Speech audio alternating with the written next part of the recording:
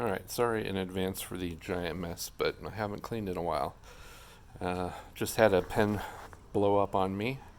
This is a Banksy Pod pen, but this half is fine, so we'll use this half to talk about finishes real quick. I'd mentioned earlier something called micro mesh, and here's an example of what they are. They're these sanding pads, and they're color coded, and they start at 1500 and they go all the way down to 12,000. And I buy the big ones and then cut them in half. So I've got a backup pair and then this set. And then I just use a Sharpie to number them. I think my Sharpie's worn off, but I keep them in the proper order. So all you need is a little water. Mine is dirty. So this is sanded to 100. And just hit it quick and get it to 200.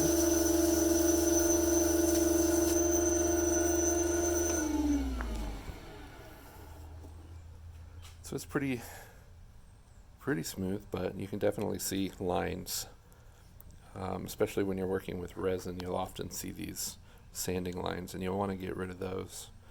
So let me take that down a little bit.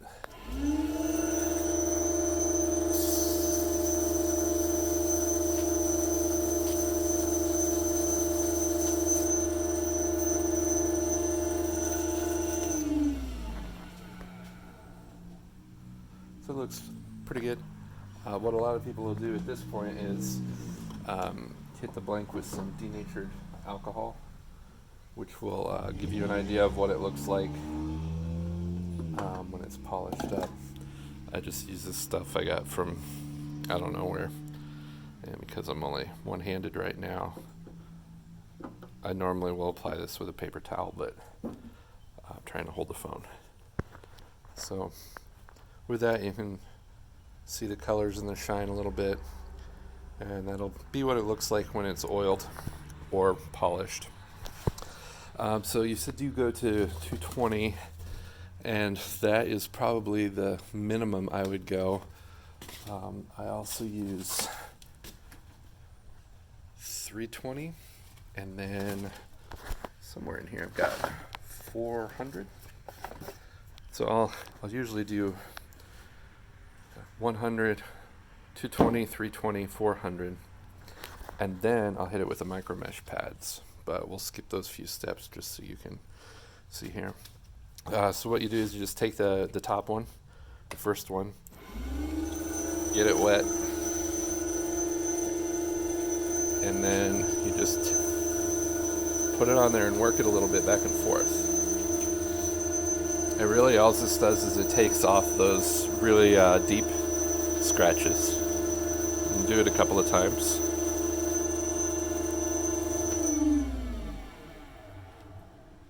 And you can see it's already pretty smooth there. But what we'll do is we'll go through this whole stack of 9, getting progressively smaller and smaller, or finer and finer. I'm just going to do a quick job here, but this is the third pad.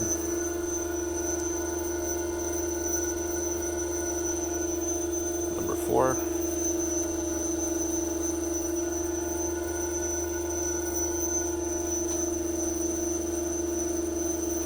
I'm giving it some decent pressure. Not enough to bend the mandrel, but still some pressure. Number 6, 7,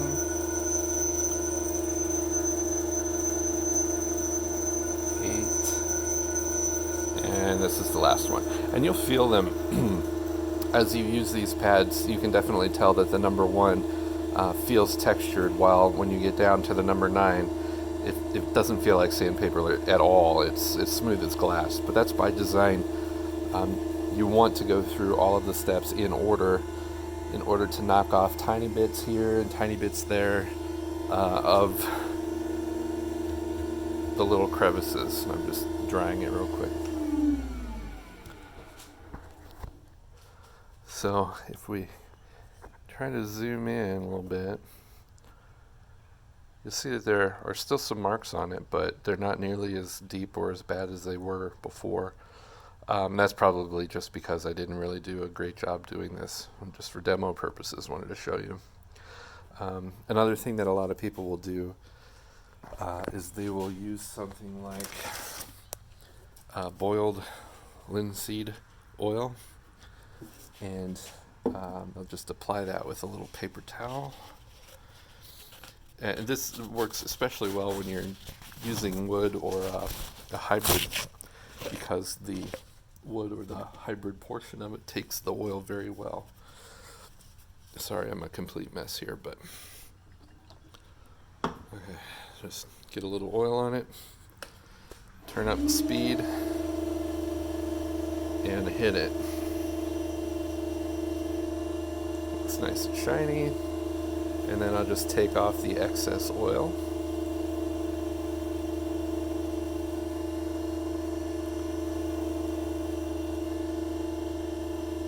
Looks pretty good. Okay, so you can tell that's a bit shinier than it was when we left it at 220 grit.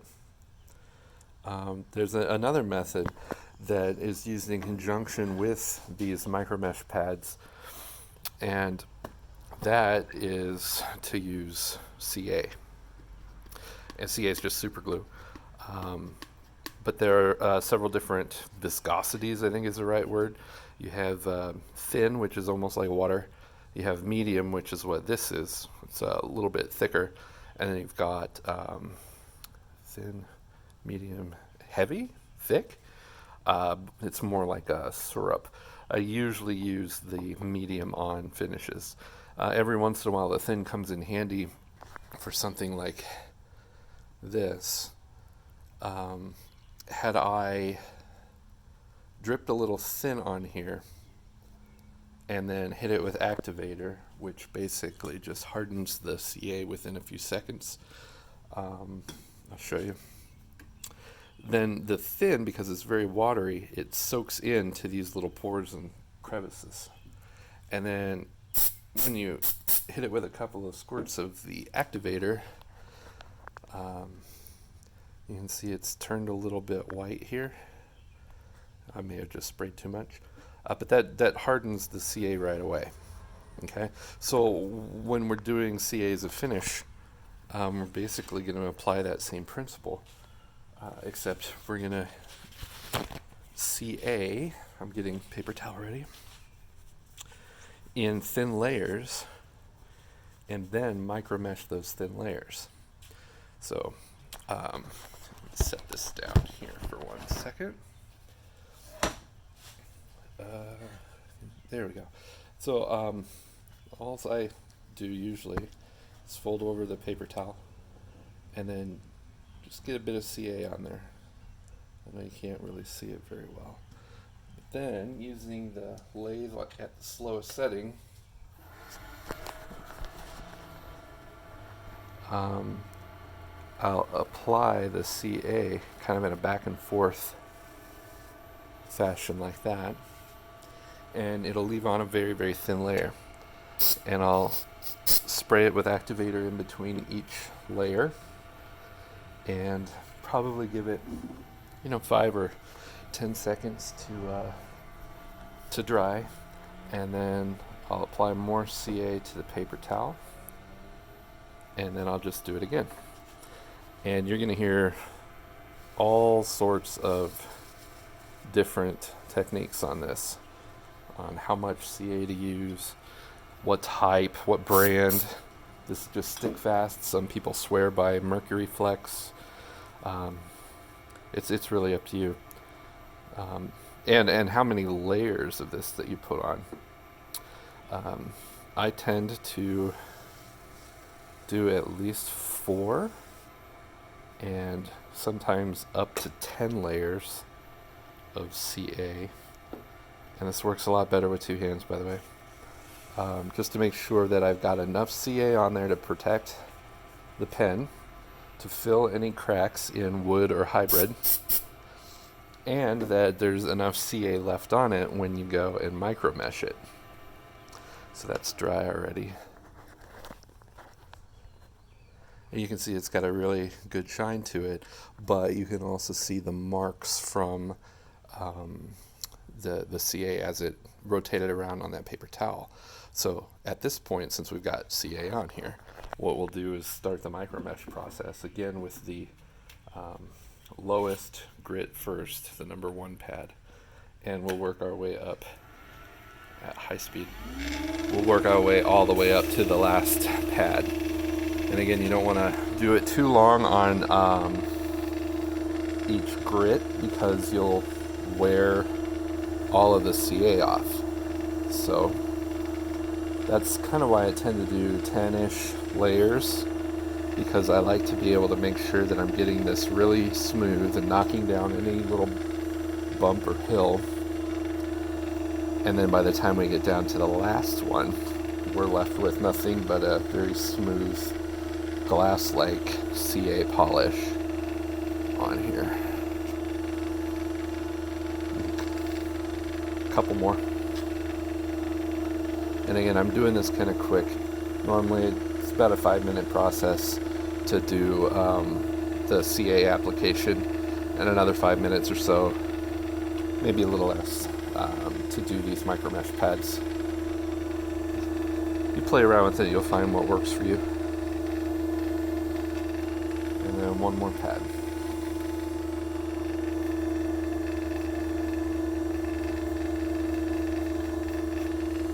Okay.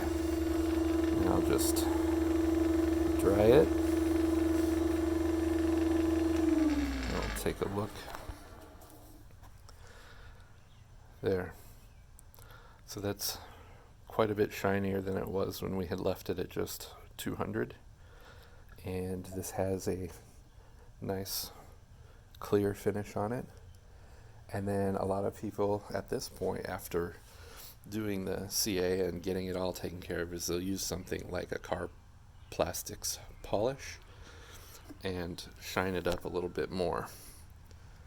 And they just do a small dab and hit go.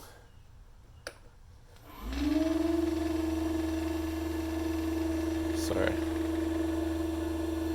Whew. And just apply it gently.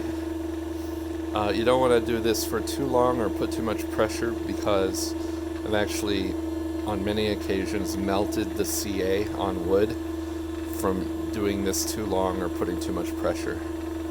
So you just want a nice smooth finish.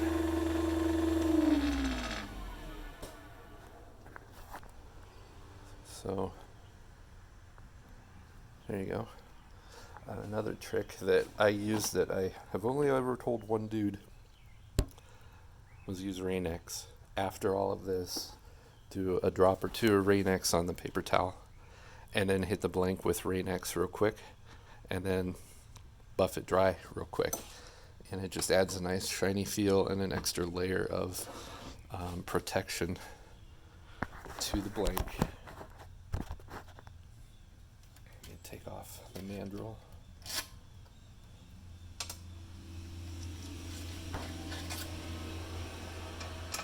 Whew. Don't lose your bearings.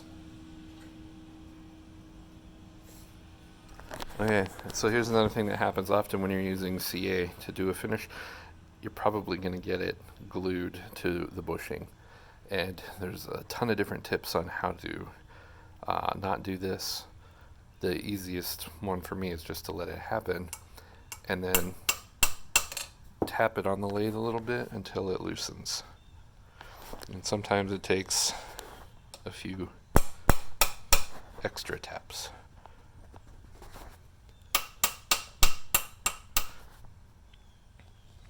Let's see. I've really done a number on that one. Let's come over here.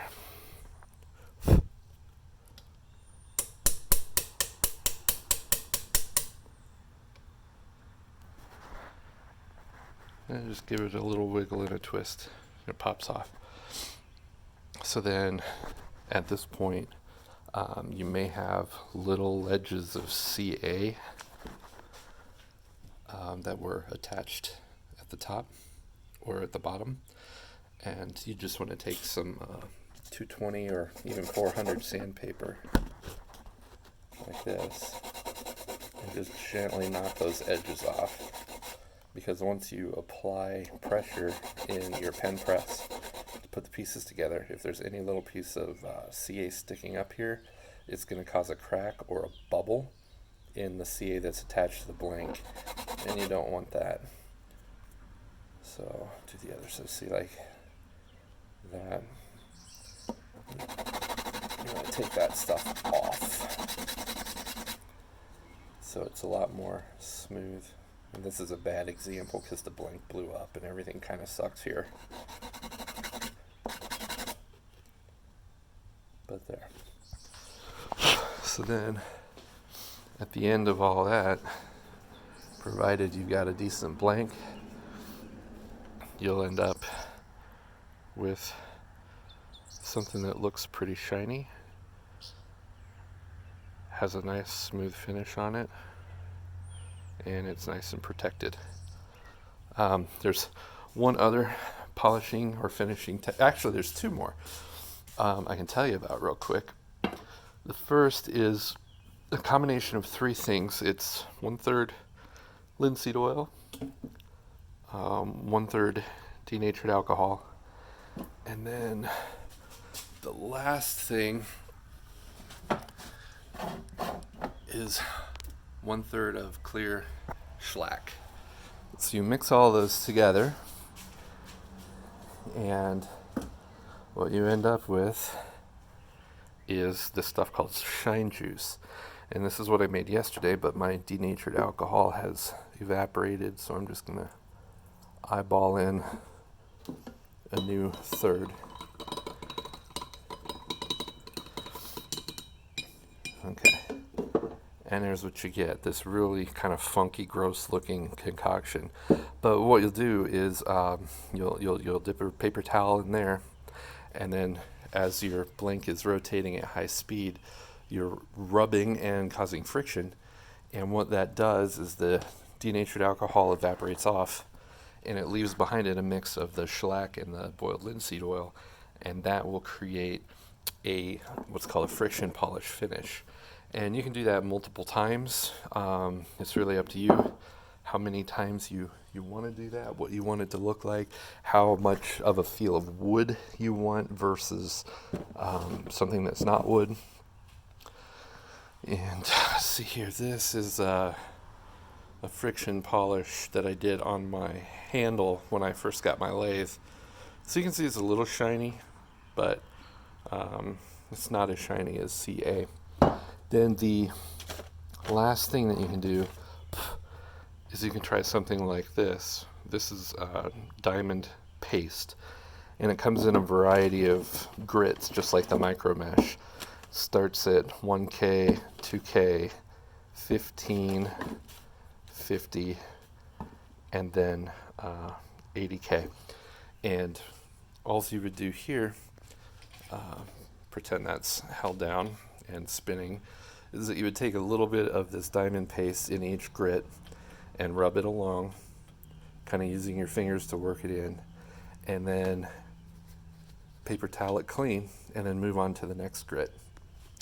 So this stuff works really great on acrylics, something sort of like this store-bought acrylic pen blank. It can also work great on, let's see, I don't have one here, a hybrid pen blank that has some resin and some wood. And it works great on just pure resin pen blanks too. It will leave a little bit of a funky, it's almost like a layer of thin paste that kind of discolors some of the wood, but that might be just the wood I was using and the method I was applying. So yeah, you can do plain micro mesh, you can do micro mesh with a CA and micro mesh finish. You can go this route, which is called Shine Juice. Just look it up online. There's a ton of recipes and other ways to go about making it. Or you can use something like that diamond paste. In any event, you will go from a blank that has been sanded to 220 and looks like that into the shinier version that I seem to have already misplaced. Where the hell did I put that thing? Anyway, hopefully that helps give you an idea of what finishes are and how to do them. I would say go the CA and micromesh route. I tend to do that on, I would say, most of my wood. I will do the Shine Juice. On my hybrids, which is resin and wood, I will do the CA. And then on things that are acrylic or store-bought or all resin and no wood, then I'll use stuff like that diamond polishing paste.